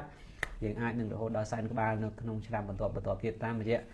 បេសកកម្មរបស់កម្មវិធីនីតិឆ្លើយសំណួរយកទៅដោយរបៀបណាយើងមិនដឹងទេប៉ុន្តែយើងនឹងព្យាយាមផ្សព្វផ្សាយកម្មវិធីអប់រំផ្សព្វផ្សាយប្រភេទមាតិកាល្អៗចេតកម្មសង្គមហើយខ្ញុំតែងតែមានកំណត់សុខចិត្តយមណាកាលណាតែអ្នកផលិតមាតិកាអប់រំស្ងាត់ហើយអនុញ្ញាតឲ្យអ្នកផលិតមាតិកាបំពុលសង្គមធ្វើតាមតែអំពើចិត្តនោះវារាប់ថាជាកំហុសរបស់យើងដែរអញ្ចឹងហើយបានជាមួយរយៈចុងក្រោយនេះ Facebook ខ្ញុំព្យាយាមផុសណាជាមួយក្រុមការងារដាក់ set ម៉ោងពេលខ្លះឲ្យគាត់ជួយទៅ1ម៉ោងម្ដងឬ2ម៉ោងម្ដងយើងជជែករឿងរ៉ាវវិជ្ជមានឬក៏យើងឈរទៅលើគោលការណ៍គេហៅសុខចិត្តនិយមសម្រាប់សង្គមនឹងឯងសម្រាប់យុវជននឹងឯងអូខេអញ្ញាលោកលោកស្រីបងប្អូនទាំងទៀមសម្រាប់សំណួរទី2សំណួរទី2នេះយើងនឹងខ្ញុំនឹងផ្ដល់ជូនសិភៅដែលមានចំណងជើងថាជីវិតនាងសាទសិភៅនេះពីខាងសុធាមួយក្បាល26000ប៉ុន្តែនៅក្នុងកម្មវិធីយើងផ្ដល់ជូនដែលគិតថ្លៃសរសេរតាមអានសម្រាប់សំណួរទី2នេះហើយសរសេរតាមអាននេះគឺរៀងប្លែកបន្តិចប្លែកជាងសប្តាហ៍ម្ដងហើយខ្ញុំនឹងឲ្យលោកលោកស្រីបងប្អូនមានអារម្មណ៍ថាប្លែករួមមិនមែនជាពាក្យមួយដូចមុនទេមិនមែនជាពាក្យលំបាកទេតែពិតបើសិនបើខ្ញុំរើសពាក្យសរសេរតាមអានខ្ញុំនៅតែរើសពាក្យដែលលោកលោកស្រីទាំងអស់គ្នាពិបាកសម្រាប់ចិត្តដែរដូចខ្ញុំធ្លាប់លើកឧទាហរណ៍ថាលើកមុនយើងបានដាក់សំណួរសរសេរតាមអានម្ដងខ្ញុំដូចជាចាំបានបងអូនរាយកម្លាំងនឹងឯងខ្ញុំអាន5ពាក្យសរសេរសំទោសមិនដឹងថារាយកម្លាំងឬក៏អ្នកផ្សេងទៀតទេប្រហែលជាមិនមែនកម្លាំងទេដែលខ្ញុំអាន5ពាក្យទៅគាត់សរសេរខុសទាំង5ពាក្យខ្មែរពាក្យខ្មែរដែលសរសេរខុសទាំង5ពាក្យអញ្ចឹងហើយបានជាខ្ញុំលើកទឹកចិត្តឲ្យមានការសរសេរទម្លាប់សរសេរនឹងឯងដើម្បីឲ្យកាលណាតែយើងអត់ទម្លាប់សរសេរគឺងាយនឹងខុសហើយជឿខ្ញុំនៅពេលដែលយើងគ្រាន់តែអានគ្រាន់តែឃើញគ្រាន់តែស្ដាប់គ្រាន់តែឮហើយយើងអត់ដែលសរសេរសោះចាប់សរសេរដឹងតែខុសហើយខ្ញុំខុសច្រើនជាងគេទៀតរាល់ថ្ងៃក៏ខ្ញុំនៅតែខុសដែរសរសេរខុសអញ្ចឹងទៅគ្រួសារគាត់ផ្ញើមកគ្រូក្រហមខុសទៅនេះខុសទៅនោះអញ្ចឹងប៉ុន្តែខ្ញុំកែហើយខ្ញុំជឿថាបើទោះបីជាយើងសរសេរសភៅបានប្រមាណក្បាលក៏ដោយអ្នកបកកាយយ៉ាងណាក៏ដោយគិតអត់រួចពីរឿងខុសទេឬក៏អាចនិយាយបានថាសរសេរកាន់តែច្រើនខុសកាន់តែច្រើនអ្នកដែលអត់សរសេរទេដែលអត់ខុសអ្នកដែលមិនដែលសរសេរជាសាធារណៈអត់ចូលចិត្តឬក៏អត់មានទម្លាប់សរសេរហើយសរសេរច្រើនហ្នឹងគឺមិនសូវខុសទេដោយសារគាត់អត់សរសេរហើយបើគាត់សរសេរខ្ញុំជឿថាគាត់អាចនឹងមានខុសដែរសរសេរកាន់តែច្រើនខុសកាន់តែច្រើនអូខេសរសេរអនុញ្ញាតលោកស្រីបងប្អូនទាំងសរសេរពាក្យត្រៀមខ្ញុំសូមមើល comment សិនអ្នកណាខ្លះចូលរួមដូចជា19 20អ្នកដែរខ្ញុំគ្រាន់តែចង់ដឹងថាអ្នកចូលរួមប៉ុន្មានអ្នកដែលទើបចូលរួមយុទ្ធវងមិនដែលចូលឆ្លើយទេលោកគ្រូតែទិញបាន4ក្បាលដែរលោកគ្រូទិញពីខាងណាវិញបាទខ្ញុំ subscribe ហើយអរគុណច្រើនប្រហែលជាទិញពីខាងខ្ញុំឬក៏ក្រុមការងារខ្ញុំឬក៏សភៅអ្នកផ្សេង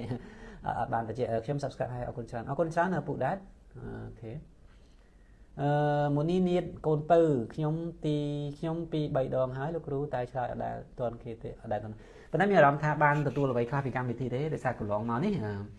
ក្រៅតែពីឈ្នះសភៅអ្នកដែលចូលរួមក៏គាត់បានផ្ដល់ feedback ឲ្យយើងច្រើនដែរយើងរាប់ថាជាសារមតិពីមិត្តអ្នកចូលរួមឬក៏ជា testimony នៅក្នុង copy Bible គេប្រើពាក្យហ្នឹងជាទីបន្ទាល់អ្នកខ្លះគាត់អត់បានសភៅទេប៉ុន្តែគាត់បានចំណេះដឹងទៅតាមរយៈសំណួរហ្នឹងឯងដូចខ្ញុំតែងតែលើកជារឿយៗថា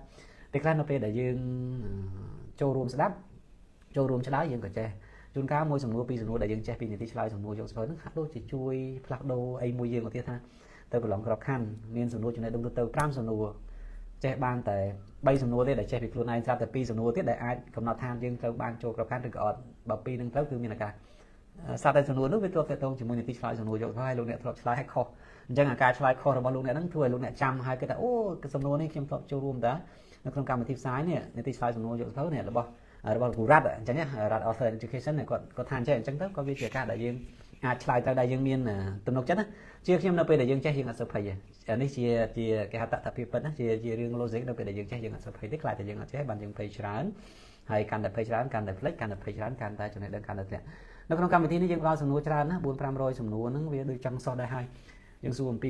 ភូមិយើងសួរអំពីប្រវត្តិយើងសួរអំពីសុខភាពយើងសួរអំពីចំណេះដឹងទូទៅយើងសួរបានច្រើនសម្បីតែតើតើជាមួយពុទ្ធសាសនាក៏យើងសួរច្រើនភូមិវិទ្យាប្រវត្តិវិទ្យាក៏យើងសួរច្រើនដូចគ្នាដែរហើយការដែលសួរដដែលទៅចេះដដែលយូរទៅយើងនឹងអាចចាំនឹងឯងអូខេជីវិតនាងសាតែខ្ញុំមើលបន្តិចសិនអ្នកណាខ្លះខ្ញុំលើកទី257ហើយលោកគ្រូប្រហែលហើយខ្ញុំគិតថាលោកគ្រូប្រហែលអូវិទូជំរាបសួរអរគុណច្រើនវិទូជំរាបសួរអត់បានឃើញខមមិនវិទូទៅឃើញហើយទៅលោតទៅបានឡើងទៅដល់លើអបអសាទរនៅណាគេអបអសាទរមានផាត់លើអត់មានទេអបអសាទរហ្នឹងអធិស្ឋានមិនដឹងថាគាត់ចង់សរសេរលេងឬក៏យ៉ាងណាទេព្រោះបើសរសេរមែនខ្ញុំសូមចូលរួមកែតម្រូវអបហ្នឹងក៏អត់មានបតក់ដែរអហ្នឹងមានរត្រឹមត្រូវសាហ្នឹងតរបាទហ្នឹងទៅប៉ុន្តែអត់មានផាត់លើហ្នឹងទេអូខេសូមអរគុណច្រើនពីចម្ងាយគេចាំទៀតគាត់អរគុណមិនច្បាស់ទេលោកគ្រូកាលហ្នឹងមាន promotion បាទអរគុណច្រើនណាស់ក្រៅពីសភៅខ្ញុំទទួលបានមិត្តភ័ក្តិច្រើនដូចគីមឡាងពីមេងកក្កដាសុជាតិរតនៈសិតតែស្អាតគ្រាន់តែសាវ៉ាបន្តិចអូខេអត់ដឹងទេរឿងសាវ៉ាក្នុងកម្មវិធីនេះខ្ញុំគិតថាប្រហែលជាមានអ្នកខ្លះនឹង private ទៀតខ្ញុំមិនច្បាស់ណាប៉ុន្តែខ្ញុំគិតថាប្រហែលតាមរយៈកម្មវិធីនីតិឆ្លើយសំណួរយកសភៅនឹង private រហូតមកឥឡូវហ្នឹងវាដូច private យូរទៅក៏ទៅ private អស់ណាដូចថាបែកគ្នាតាមមើលចែកផ្លូវគ្នាដើរ private យូរពេកបើខ្ញុំអត់ច្បាស់ទេណាគ្រាន់តែដឹងលះមានអ្នកខ្លះចូលរួមច្រើនពីមុនមានអ្នកចូលរួម50-60នាក់អ្នកខ្លះរាត្រីខ្លះមានរហូតដល់100នាក់ក៏មានដែរអូខេអរគុណច្រើនគ្រូផាតដែលតែងតែញ៉ាំងបរិយាកាសឲ្យដំណើរការយ៉ាងអីគេមានភាពអតិថិធមឡើងនៅក្នុងកម្មវិធីនីតិឆ្លើយសំណួរយកសភៅនេះតាំងតែពីដើមរហូតមកដល់ពេលនេះលោកគ្រូផាតមិនដែលមានអស់ពាក្យនឹងឆ្លើយទេហើយឃើញគាត់សរសេរច្រើន comment ច្រើនតែបើយើងដាក់សំណួរគាត់ឆ្លើយបានមុនគេកុំចាច់កុំសូវតាមគ្រូផាតទេខ្ញុំគ្រាន់តែចង់ប្រាប់ចែកម្លែករឿងមួយគាត់សរសេរ comment រហូតជួនកាលក្នុងកម្មវិធីផ្សាយអញ្ចឹងបើ comment 200គ្រូផាតមាន50 comment ហើយគាត់ comment លេងសើចអញ្ចឹងប៉ុន្តែនៅពេលដែលដាក់សំណួរចំណេះដឹងទូទៅគាត់ឆ្លើយបានមុនគេអាហ្នឹងយើងត្រូវទទួលស្គាល់ភាពខ្លាំងរបស់គាត់ណាជួនកាលសរសេរតាមអាន5ពាក្យគាត់សរសេរបន្លំគេ4ពាក្យឲ្យខុសទាំងអស់ឲ្យគេសរសេរតាមហើយទន្ទឹមនឹងគាត់ទម្លាក់ឲ្យតែគាត់សរសេរត្រូវមកខ្ញុំអត់ដឹងថាគាត់មានវិធីអីណាប៉ុន្តែគាត់បានធ្វើរឿងហ្នឹងអញ្ចឹងយើងរាប់ថាជាសមត្ថភាពរបស់គាត់ដ៏អស្ចារ្យដែរដែលពាក្យខ្មែរមួយគេនិយាយថាសមត្ថភាពលួចមន់លួចទាក៏ជាសមត្ថភាពដែរណាប៉ុន្តែខ្ញុំអត់ចង់ប្រៀបធៀបរឿងលួចទេចង់ប្រៀបធៀបរឿងអ្វីដែលលោកគ្រូផាតធ្វើបានអញ្ចឹងណាបាទ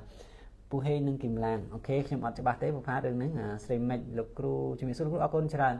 ខ្ញុំក៏ចង់មានឱកាសទទួលបានដោយលោកគ្រូដែរដូច្នេះខ្ញុំគួរធ្វើយ៉ាងម៉េចអូខេគ្រូផាតមានអ្នកសុំទោសណាមានអ្នកសួរហើយអូខេបានចំណេះដឹងច្រើនលោកគ្រូអូខេអរគុណច្រើនក្រៅពីសភៅខ្ញុំទទួលបានគេមិនច្បាស់ទេលោកគ្រូអូខេត្រៀមតោះដាក់សំណួរជូនកុំឲ្យយកជ្រៅពេកផងព្រមនេះអូខេសំណួរតាមអានថ្ងៃនេះខ្ញុំចង់ឲ្យលោកស្រីបងប្អូនសរសេរមកសរសេរតាមអានហ្នឹងហើយសរសេរតាមអាននេះខ្ញុំបញ្ជាក់លើលក្ខខណ្ឌបន្តិចលក្ខខណ្ឌរបស់យើងសរសេរតែ5ពាក្យទេប៉ុន្តែ5ពាក្យនោះខ្ញុំនឹងអានខ្ញុំនឹងអានហើយលោកស្រីបងប្អូនអ្នកសរសេរ4តែបើខ្ញុំមាន6 7ពាក្យតែខ្ញុំរើសតែ5ទេកុំឲ្យយូរពេកអូខេ5ពាក្យនេះចុះអូខេតោះទៀមរួចហើយអ្វីដែលខ្ញុំចង់ឲ្យលោកសរសេរបងប្អូនអ្នកសរសេរនៅពេលនេះគឺសរសេរតាមអានប៉ុន្តែពេលពិបាកពេកទៅអីមិនមែនខ្ញុំចង់ឲ្យកុំឲ្យថាមានអារម្មណ៍ថាស្រួលពេកបាទហើយមានអីថ្មីខ្លះតាមពិតសរសេរតាមអានពីមុនហ្នឹងយើងមានពាក្យច្រើនណាស់ដែលយើងដាក់ចូលដូច្នេះថ្ងៃនេះខ្ញុំចង់ឲ្យមានអារម្មណ៍ថាថ្មីបន្តិចខ្ញុំនឹងអានស្រៈពេញតួហើយលោកសរសេរបងប្អូនទាំងនេះត្រូវសរសេរពាក្យមួយដែលកើតឡើងពីស្រៈពេញតួទៀតថាបើសិនតែខ្ញុំអានកពាក្យអីដែលកើតចេញពីកនោះឧទាហរណ៍ថាកលោកសរសេរអាចសរសេរថាក្បាលអញ្ចឹងជាពាក្យមួយអញ្ចឹងខ្ញុំឧទាហរណ៍មួយទៀតនៅពេលដែលខ្ញុំអានស្រៈពេញតួឧទាហរណ៍ថាខ្ញុំអានឬស្រៈពេញតួអញ្ចឹងលោកសរសេរបងប្អូនអាចបង្កើតពាក្យមួយពាក្យចេញពីឬដូចឫស្សីអូខេឫស្សីអញ្ចឹងមានន័យថាមិនមែនសរសេរខ្ញុំអានស្រៈពេញតួប៉ុន្តែលោកសរសេរបងប្អូននេះត្រូវបង្កើតពាក្យដែលកើតចេញពីស្រៈពេញតួហ្នឹងអូខេអញ្ចឹងខ្ញុំសូមអានតែ2ដងទេសម្រាប់ពាក្យមួយ3ដងសម្រាប់ពាក្យមួយអញ្ចឹងពាក្យទី1នៅក្នុងរាត្រីនេះខ្ញុំនឹងអានអក្សរនឹងស្រៈពេញតួអញ្ចឹងលោកសរសេរបងប្អូនសរសេរមកស្រៈពេញតួហ្នឹង ហើយកុំអានទម្លាក់ចាំគ្រប់5ពាក្យចាំទម្លាក់មានន័យថាពាក្យទី1សរសេរទុកពាក្យទី2សរសេរទុកពាក្យទី3សរសេរទុកពាក្យទី4សរសេរទុករហូតដល់ពាក្យទី5ចាំទម្លាក់នៅក្នុង comment អូខេអញ្ចឹងពាក្យទី1ខ្ញុំអានគេហៅស្រៈពេញតួគឺខ្ញុំអានអហ្នឹងអញ្ចឹងអហ្នឹងអាចបង្កើតបានជាពាក្យណាតែមួយបានហើយពាក្យមួយមកបន្ទាប់មកពាក្យទី2សំទោសស្រៈពេញតួទី2ហ្នឹងគឺអ៊ៅអញ្ចឹងអ៊ៅហ្នឹងបង្កើតពាក្យមួយមកនៃអ៊ៅហ្នឹងអាចពាក្យអីគេ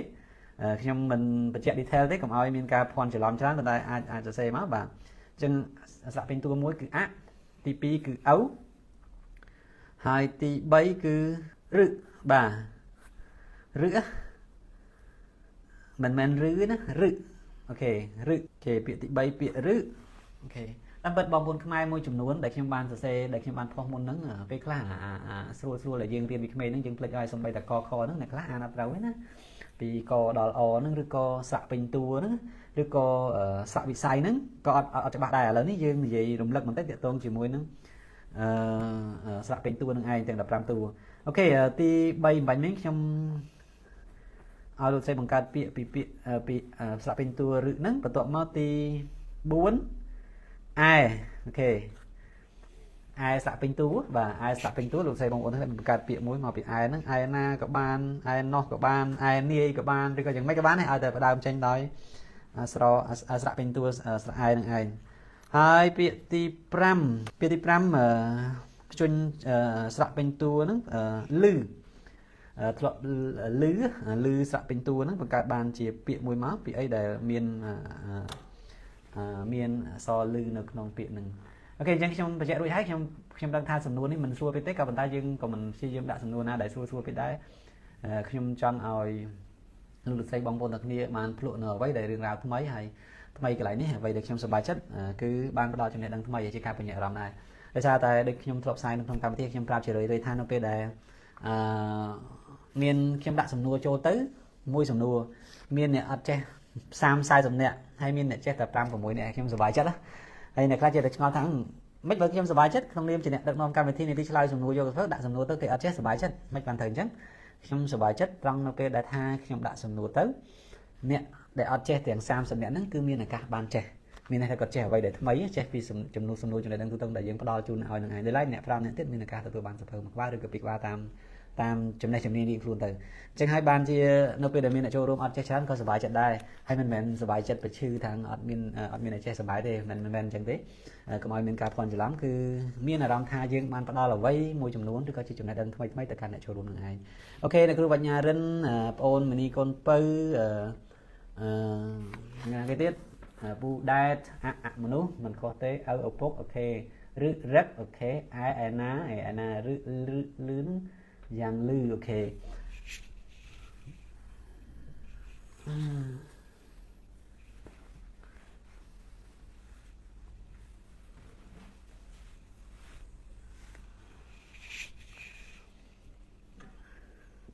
អូខេអាត់កំបាំងឪពុកឬឯណាឬសូអូខេអរគុណមិនជាថ្មីទេអរគុណសម្រាប់ការជួយអូសុកវិសាលសុខុមវិសាលជំរាបសួរអ្នកចូលរួមថ្មីមែនទេអូខេវិសាលអធិរភាពឪពុកឬគល់ឯកសារឬផ្គរអរគុណច្រើនអរគុណសម្រាប់ការចូលរួមឆ្លើយនេះជាអ្វីដែលយើងចង់បានហ្នឹងហើយចម្លើយមិនខុសទេប៉ុន្តែយើងរកមើលអ្នកណាដែលផ្ដល់ជូនចម្លើយលើគេមុនគេហើយសរសេរបានត្រឹមត្រូវខ្ញុំនឹងអានទាំងអស់អ្នកដែលចូលរួមទាំងអស់ខ្ញុំនឹងព្យាយាមអានប៉ុន្តែដរាបណា Facebook សូ comment ណាខ្លាចតែ Facebook គាត់បិទ comment ទៅអត់លឺអូខេអអនុមន្ត្រីអូខេអរគុណច្រើនហឿងអរគុណសម្រាប់ការចេញរួមឪម៉ែអូខេមិនខុសទេឬដូងអូខេឯណាទៅឋានសួគ៌អូខេពេញហ្មងមិនមែនត្រឹមតែជាពាក្យនេះដល់លក្ខណៈដូចអា clear ណាឯណាទៅឋានសួគ៌នេះអត់មានសញ្ញាសួរបន្តិចទេណាសញ្ញាសួរទៀតជាចំណងជើងតែម្ដងចំណងជើងរៀងលឺសំឡេងអរគុណច្រើនសម្រាប់ការចេញរួមហឿងអក្សរសិល្ប៍មិនខុសទេវុចលីឪពុកឫស្សីឯណាលឺទេបាទលឺអរគុណថ្ងៃនេះយើងគុណអេឡាអសន្តិសុខឪលឹកត្រឹមត្រូវឬគុលឯណាលឺសូមិនខុសទេស្រាក់ណាគេថាស្រាក់ពេញតួបង្កើតឡើងដើម្បីអ្វីលោកគ្រូបើយើងមានស្រាក់និស័យ23តួហើយ ឬគេថាដើម្បីកត់សូភាសាបាលីនិងភាសាសាមញ្ញលោកគ្រូផាតអ្នកសិក្សាអ្នកបង្រៀនលោកគ្រូបាទច្បាស់ជាងខ្ញុំមិនប្រកែកទេរឿងរ៉ាវទាំងអស់នេះលោកគ្រូផាតអរគុណច្រើនសម្រាប់ការបកស្រាយអូខេសួរឲ្យឆ្លើយខ្លួនឯងចន្ទ្រាអនាគតឪពុករឹកពីឯកឧត្តមអូខេឯកឧត្តមលឺបកោសូមអបអរសាទរអ្នកឈ្នះទុកមុននិងសូមជម្រាបលាលោកគ្រូអ្នកគ្រូរចនាមេងអរគុណច្រើនសម្រាប់ការចូលរួមរាត្រីសួស្តីពីភ្នំពេញអ្នកទៅអ្នកបាត់ដំបងអាចកំបាំង yes ឪពុករឹកអូខេខ្ញុំសូមមើលអ្នកនៅលើគេមិញវិសាខ្ញុំអានរួចហើយពុទ្ធដែរមនុស្សក៏អានរួចហើយមនីកូនពៅអនាម័យអលឹកឬស័យអាណាពញាលឺអូខេអត់ខុសទេពញាលឺជាស្រុកមួយនៃខេត្តកណ្ដាលស្រុកពញាលឺអអគារិនវិញ្ញាឪពុកឬរឹកពីឯណាឬសូអូខេមិនខុសដែរដាវដែនអមនុស្សអលឹករឹកពីឯណាលឺទៅនេះអត់មានពាក្យទេដាក់ទៅលឺទៅទេមកអូខេនងស្រីលក្ខអនាម័យអលឹកឬស័យឯណាឬសំទោសលឺឬទេលឺអូខេអរគុណច្រើនរាជាអគារឪពុកឬស័យឯណាឬលឺទេអូខេអគារឪពុករឹកពីឯកអូខេឯកមួយហ្នឹងហើយលឺទេអូខេលោកគ្រូនេះមេងអនាគតឪពុករឹទ្ធីឯណាឬសូអញសំទោសងីមយ៉ាងីមអគារត្រឹមត្រូវខ្មែរយើងមួយចំនួនទៅសេអគារហ្នឹងក៏ខុសដែរណាដូចជាខ្ញុំក៏មិនក៏ទៅសេខុសដែរអាគារដែលយើងទៅសេតាមអានណាតែអាគារហ្នឹងត្រឹមត្រូវអកស្អានរោខ្ញុំចាប់ដើមកែនៅពេលដែលខ្ញុំសរសេររឿងមួយអាគារចាស់ដែលកើតឡើងនៅខេត្តកំពតនឹងឯងអញ្ចឹងជារឿងមួយដែលល្អដែរយើងចូលរួមកម្មវិធីអញ្ចឹងយើងអាចដឹងថាពាក្យណាខុសពាក្យណាត្រូវអញ្ចឹងទៅយើងមានអំណះអំណាងនឹងទៅចែកគ្នាបន្ថែមទៀតបាទគូផាតអគារឪពុកឬឯងឯសូនេះអគារអលឹកឬឯកាឬទេអូខេដូចជាបកែផងណាអ្នកចូលរួមដូចជាថ្មីតាមមើលអក្សរកម្មគូផាតអូក្រអូកើតអត់លោកគ្រូគូផាតខមមិនគូផាតអានបានតែកុំសូវគិតពេលខ្លះយើងគិតទៅវាតាមគូផាតអត់ទាន់ទៅសេតាមពាក្យផ្ទុយអូខេពាក្យផ្ទុយក៏យើងធ្លាប់បានលើកមកដែរអូខេអញ្ចឹងយើងឃើញអ្នកឈ្នះហើយអ្នកដែលសរសេរមុនគេសូមទោសខ្ញុំមិនទាន់ហ៊ានថាឈ្នះទេខ្ញុំឲ្យលោកសរសេរបងប្អូនជួយពិនិត្យអក្សរវិរុទ្ធរបស់គាត់ហើយប្រសិនបើមិនមានខុសទេយើងអាចអបអរសាទរទៅកាន់បងប្អូនងីមខ្ញុំអានខុសត្រូវចាំជួយផងបើខុសអធិស្ឋានហ្នឹងហើយភាសាអង់គ្លេសមិនប្រកែកទេនៅអាគារចិត្តដើមអូឡៅក្បែរគុំឫស្សីឯកឬសូអ្វីទេអូខេគូផាតជំរាបសួរលោកគ្រូជាទីគោរពពីចម្ងាយគៀនសេពៅអរគុណសេពៅជំរាបសួរសុខសប្បាយអញ្ចឹងមិនទៅបាយគ្នាយូរហើយភាសាខ្មែរគេសួរមានកូនអីមានគ្រួសារមានកូនចៅអីនៅបាយយូរពេកបើគ្រូផាតជាប់មួយរយៈនេះហើយដូចមិនបែរបានសួរទេដោយសារគាត់អញ្ជើញមករហូតមើលគ្រូនេះមេងមួយប្អូនអ្នកគ្រូរចនាអីយើងដែលបានសួរអ្នកដែលទៅចេញចូលហ្នឹងក៏យើងសួរបន្តិចចុះបាទអូខេចូលរួមអបអរសាទរមានបេះដូងផងមានមកុដផងអូខេអាងីមអាចសុំដឹងបន្តិចមកចូលរួមលើកទីប៉ុន្មានដែរហើយនេះជាសភៅទីប៉ុន្មានដែលឈ្នះពីកម្មវិធីនីតិឆ្លើយសំណួរយកសភៅជីវិតនាងសាទសភៅនេះថ្មីទេថ្មីចែកហើយដូចបានជំរាបជូនសភៅនេះនៅលើទីផ្សារគេលក់ 26,000 28,000 វាស្មើនឹង$7 អញ្ចឹង 26,000 វាស្មើនឹង$6.50 សេនណាប៉ុន្តែក្នុងកម្មវិធីយើងផ្ដល់ជូនដល់ថ្លៃហើយសម្រាប់អ្នកដែលចូលរួមដែលឈ្នះសភៅអាចតាក់ទងមកកាន់ Telegram ខាងលើដែលយើងដាក់ដូចជា assistant ហ្នឹង book assistant ហ្នឹងនៅក្នុង profile របស់ខ្ញុំហ្នឹងហើយដាក់ទីតាំងលេខអ្នកទទួលទៅនោះយើងនឹងរៀបចំសរុបទាំងអស់គ្នាអាចមួយសប្តាហ៍ម្ដងហើយដោយគ្រាន់តែចេញថ្លៃសេវាយើងអត់មានកញ្ចប់សម្រាប់ចេញថ្លៃសេវាទេដោយសារបើសិនតែយើងចេញថ្លៃសេវាទៀតយើងអត់មានលទ្ធភាពទេព្រោះយើងផ្ញើច្រើនទៅតាមអ្នកចូលរួមផ្សេងៗអញ្ចឹងណាបាទខ្ញុំអធិស្ឋានផងខ្ញុំអត់ដឹងថាអ្នកណាចូលរួមខ្លះទេចំនួនប៉ុន្មានទេដោយសារតែ Facebook អត់បានលោតឲ្យសូម្បីតែ watching ហ្នឹងក៏អត់ឃើញដែរដូច្នេះខ្ញុំចំនួនប៉ុន្មានហ្នឹងក៏អត់ឃើញដែរខូចចិត្តរឿង Facebook រឿងចុចគេចុច like យើងដល់ពេលយើងចូលទៅមើលវាចេញអ្នកផ្សេងបាទដល់ពេលយើងខ្ញុំអត់ដឹងដែរមិនដឹងថាមូលហេតុអីហើយតែបើយើងសន្យាថាយើងនឹងផ្ដល់ជូនសុភ័ក្រ3ក្រាបប្រសិនបើមានអ្នកចូលរួម30អ្នកឡើងហើយថ្ងៃនេះវាជាអត់បានដល់30ទេតាមមើលត្រឹម20អ្នកឯហ្នឹងដែរហើយតិចមានរឿងថ្មីជីវិតនាងផាតអូខេអត់ដឹងដែរម៉ោង10ហើយអញ្ចឹងតែប៉ុណ្ណេះចុះអបអរសាទរអងីមហើយតែអត់ឃើញឆ្លើយទេអញ្ចឹងយ៉ាងណាក៏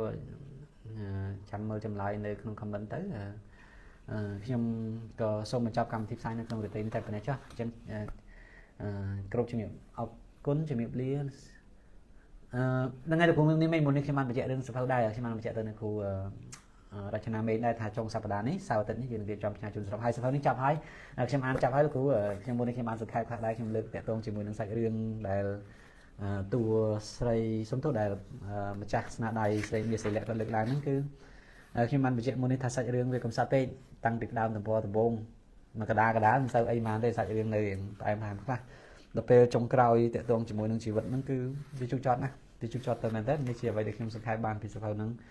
คลาให้บางชิมันจะเจอมันนี้ให้ชิมันจะเจอมาดองติดก็มาบางคนมีจำนวนทั้งบ้านสลับให้ตรงจังบ้านมันจังสลับปีไปดองเตะให้ชิมเลือกตั้งใจสมัยเนี่ยได้มีอารมณ์ทักรุ่นกับวงประมาใบยืนได้ขวางก้อใบยืนก่อนแต่รุ่นเตอให้รุ่นเนื้อบางชั้นเมียนใบโฮปะใบยืนต้นบะไปเลยใบยืนได้มีอารมณ์ทำบ่อตัดเธอการเมียนใบได้ชั้นใบด้วยกับใบยืนได้ใบยืนตัดเธอการยืนได้มีอารมณ์ประสันใบยืนตัดเธอการให้ยืนได้อดใบโฮปะประเทศจีนมันหลงบ้าไปเทศแบบเปรียบเทียบจีนมวยทางสายเรื่องสเปอร์กับนัดแทนคนบางคนใส่ใบเนี่ยเนี่ยเซนั่งหลงบ้าหายปันตันเนี่ยได้หลงบ้านั่นเต้นได้ยืงกระทาเรื่องราวถึงออกกระจุกนั่นคือวิอินนับให้นั่งกับกรอนให้คือมาได้เราบอกก่อนยังไงเราตั้งปีชีวิตกูสร้างเพียบครูซาเวียดโดยจีอัดเมียนกราบได้เมียนลางเงินจ้อวันนั้นชีวิตได้คิมอาในครองสเปอร์นั่นได้ก่อนแต่เซนั่งเวียดได้หาโดยจีทุนเตาเหมือนนั่งกลางโดยจอตะกราวมันละโหดนะบางจังให้ในรวมบางยังเปรียบเทียบมวยชีวิตยังปัจจุบันจังให้ได้ก็ยังในภาษาเช่นตัวอังสงสัยเรื่องไม่ได้ตัวอังนี่มันจะตัวอังสำได้เนี่ยเชียร์cái storytelling เรื่องราวเปิดได้แต่การเล่าของภาษาที่มาดังตะกอนมีไปเจนไปโชว์อะไรนะที่ปัจจุบันเข้มอาจมีอารมณ์ท่าสักเรื่องนึงเวียจัดสับแต่ปลายสับเพียรอยนั่นคือก็จะเจ็ดปีบัพพิสัตชีวิตเจ็ดได้ในครัวซากอดได้ก็ได้จำนองจึงทางกำหนดให้บองโอนใส่ใบเนี่ยนึงบ้านมันอยู่ที่สภาพนี้ปีโดยดับถุงปอสมสันมาสันจะยืงอ่านมาทั้งไงบ่มีเป็นอ่านจับให้ในคลาสกันอ่านแต่ปีเมาไงเต้หนึ่งไงเขียวคนชาจะมีเรียนครูเอาคนชาญเลยคนเอล่าจะมีเรียเอาคนจากการเจนจะรู้มาตอนเคยชนะสภาพมาดองเต้หรือก็ยังไงหายจะมือเลยแต่มกเต้ยังไงจะเดินเนี่ยได้ชนะดำไฟเนี่ยม้า